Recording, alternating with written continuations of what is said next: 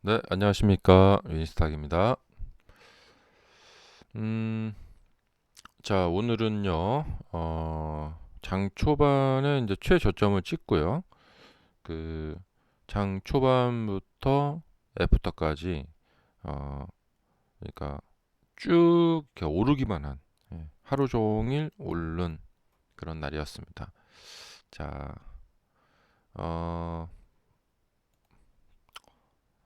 과도한 하락에 따른 반등. 큰 어떤 그 호재가 있었던 건 아니고 과도한 하락에 따른 반등. 무슨 뭐 PCI나 뭐 CPI 발표가 있었던 것도 아니고 자 지금 보시면은 자 여기서부터 그 쭉쭉쭉쭉 이렇게 많이 내려와서요 반등이 나왔어요. 현재 추세를 보면은요 자 이러한 지금 상황이 있기 때문에 아직까지는 그막 벗어났다 안전 지역까지 이렇게 벗어났다라고 보기에는 좀 어려울 것 같아요. 과거에도 이제 보시면은 이제 여기 이렇게 반등할 때 보면은 자 이렇게 중간에 이렇게 반등을 하더라도 완전히 안전 지역까지 벗어나는 추세를 이탈하는 것까지 가기에는 여기서 이렇게 반등을 하는 날이 있죠. 근데 이렇게 보시면은 좀 이렇게 벗어나 줘야지만 거기에서 뭔가를 이제 모색을 할 수가 있겠죠. 예. 뭐 다시 들어오는 경우도 있고요. 그래도 지금 일단은 어떤 한 발자국을 뛰었다. 한 발자국을 뛰게 됐다. 근데 아직은 요 이제 하락 채널 속에 요 채널 속에 이제 들어 있죠. 이게 이제 상승을 해도 되고요. 이제 좀 밀려 갖고 이렇게 옆으로 이렇게 이렇게 가버리게 되면 이 하락 채널을 이제 벗어나게 되는 거죠. 거기서 이제 또 방향을 이렇게 잡게 되는 거고요. 지난주에 이제 금요일 날 하락이 좀 과도했었어요. 그래서 이번 주 제가 이제 저번 금요일 영상에 다음 주에 반등이 좀 있을 것 같다 말씀을 드린 적이 있죠. 자, 그래서 여기서 이제 하루 더 이렇게 상승을 해서 이렇게 이제 반등을 좀 이제 해서 여기를 벗어나 주게 되면은 거기에서 이제 결판이 납니다. 현재 상황은 이런 것까지 생각할 상황은 아니에요. 근데 여기서 이제 결판이 납니다. 이렇게 이쪽으로 갈까? 많이 내렸으니까 이제 좀 이렇게 갈까? 아니면 다시 쌍바닥 쪽을 만들려고 쌍바닥이 될지 모르겠지만 이제 이렇게 될까? 예, 이제 요 결판이 나게 됩니다. 음, 그리고 이제 어제 상황은 뭐냐면 그 미국 셧다운이라던가 뭐 여러 이제 좀 그 금리가 금리 한번 보고 가셔야겠죠? 그 금리가 굉장히 많이 올랐어요. 4.564까지 올라왔습니다. 그래서 이 금리 그래프 보시면은 빨간 양봉이죠. 쫙 올랐는데 역사적으로 엄청난 지금 데이터인데 이럼에도 불구하고 과도한 하락이 더 부각이 됐던 거예요. 그러니까 이것은 이제 제가 이제 바람의 방향이 지금 바뀐다라는 표현을 쓰는데 약간 그 징조죠. 예. 저렇게 10년물 금리가 이렇게 치솟아 올랐는데 그 유가도 높고 이런 상황인데 불구하고 그런 요소가 부각되기보다는 추가 하락을 하기보다는 어, 과도한 하락이었다라는 이 가치가 더 이제 부각이 된 거죠. 이것은 이제 하락을 짓누르고 있었던 매크로적인 그 뉴스들의 힘이 조금 이제 약화됐다. 그러면 이제 바람의 방향이 조금 이제 바뀌기 시작한다라는 징조 정도. 예. 아직은 하락 채널 속에 있기 때문에 언제 다시 재료 이 뉴스가 힘을 발휘해가지고 악재 뉴스가 힘을 발휘해서 가격을 끌어내릴지 그거는 또 내일 또 좀 두고 봐야겠죠. 그래서 내일 모레 되게 중요하죠. 그러니까 여기서처럼 자, 월, 화, 수 이렇게 가버리면 제일 좋겠죠. 그럼 거기에서 이제 모색을 하는 거죠. 이렇게. 음. 자, 그리고 이제부터 이제 매크로적인 어떤 호재가 나온다. 그러면 그 호재에 힘을 받느냐. 호재가 나왔음에도 불구하고 다시 내리느냐. 이런 걸로 이제 바람의 방향, 예, 상승 바람이냐, 하락 바람이냐, 이런 거 이제 감지를 하면서 보시면 되겠습니다. 자, 그래서 오늘은 지금 매크로적인 상황은 안 좋음에도 불구하고 사실 오늘 뭐 지표들은 그랬지만 어떤 추가적인 어떤 사건이 있지는 않았어요. 지표 발표도 별로 없었고, 예. 음, 그래서 에, 좀 과도한 하락에 따른 좀 리바운딩 정도 있었다. 예. 근데 이 리바운딩이 보시면은 자, 여기서부터가 프리마켓입니다. 프리마켓의 고점이 여기입니다. 여기. 그러니까 빠졌다가 그러니까 프리마켓 시작했을 때 당시 뭐 가격 정도 이 정도예요. 예.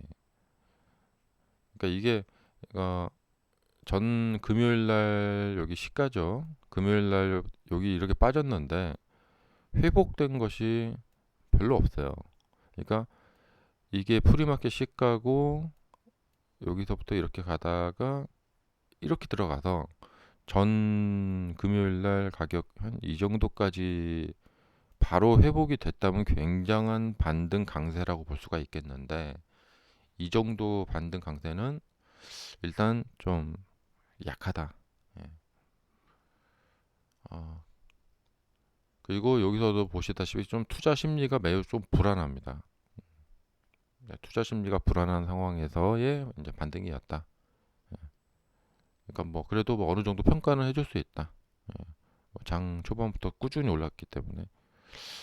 자, 오늘 그래서 그냥 오늘은 이 반등에 대해서 아주 좋은 뭐 큰 반등이다, 좋은 반등이다라고까지 보기에는 어렵다. 그래서 낙폭 과대에 따른 좀 리바운딩이 있었다. 음. 자, 그리고 이제 이런 거 이제 한 번씩 기억을 하고 있으셔야겠죠. 아직 이제 11월 1일까지는 시간이 많이 남았는데 어, 페드와치인데요. 페드와치에서 좀 5.5로 그러니까 동결. 예. 이번에 이제 5.5가 됐었죠. 네, 5.5로 동결. 0.25 더 올려서 5.75로 갈 확률은 18.5%. 예. 현 시점입니다. 이게 아직 이제 한 달 정도 남아서 이게 이제 변동이 막 있을 수가 있겠죠. 지난번 연준은 이번에 동결하지만 한 번 정도 더 올릴 가능성이 있다. 예, 그런 얘기를 많이 했고, 어, 그다음에 여기 점도표, 예, 자,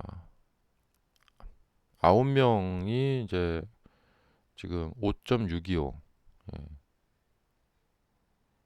자, 뭐 이런 지금 점도표가 있는데,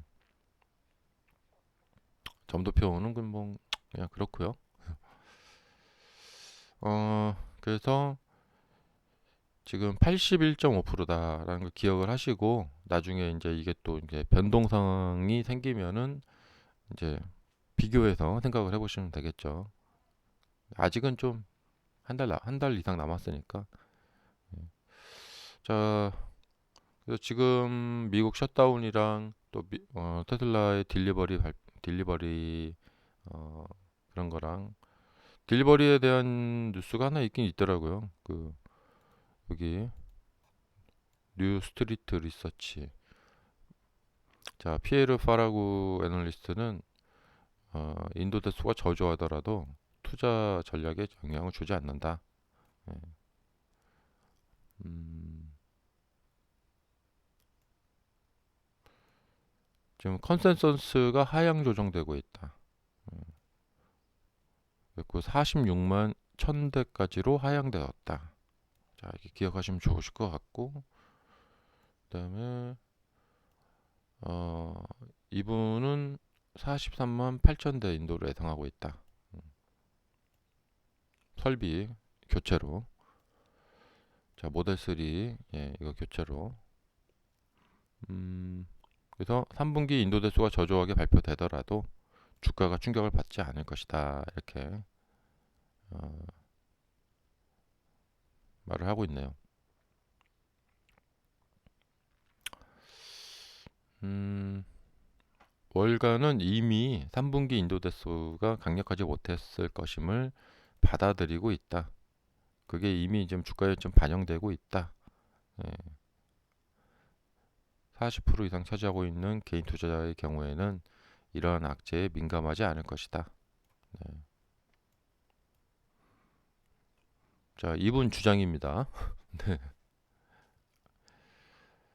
어, 저의 주장은 뭐냐면 시장 지금 어떤 그 시점에 가서 이제 10월 2일인가요? 이제 그 시점에 가서 시장 상황이 중요하다. 예. 분위기 되게 안 좋은 상황에서 그 저조한 인도 대수가 발표가 딱 된다. 그러면 바로 연상이 되죠. 연상. 와, 이번에 실적 되게 안 좋겠구나. 이렇게. 예. 근데 그날 당일 시장 상황이 되게 안 좋다. 그러면 하락이죠. 딜리버리 발표가 안 좋게 나오더라도 어, 주가는 하락하지 않을 것이다. 저렇게 말을 하는데 원래 주식 시장에서 확률이 되게 낮은 것을 가정하에 전략을 세우면 안 돼요. 예. 어, 그런 게 그렇죠. 예. 뭐 예를 들면 11월 1일에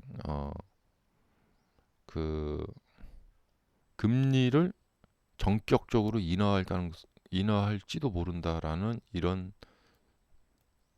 뭐 확률이 낮은 이런 생각을 가지고 지금 사야 된다.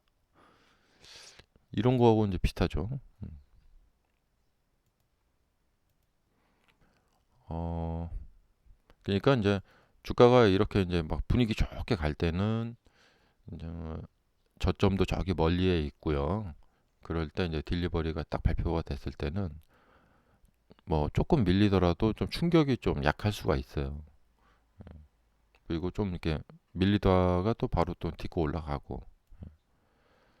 그런데 뭐 이제 요런 상황이죠. 예, 전저점 딱 있고 여기 딱 전저점이 있는 상황에서 실적 발표를 딱 해버리니까 실적 미스가 나버리니까 이렇게 푹 빠져버리죠 이렇게.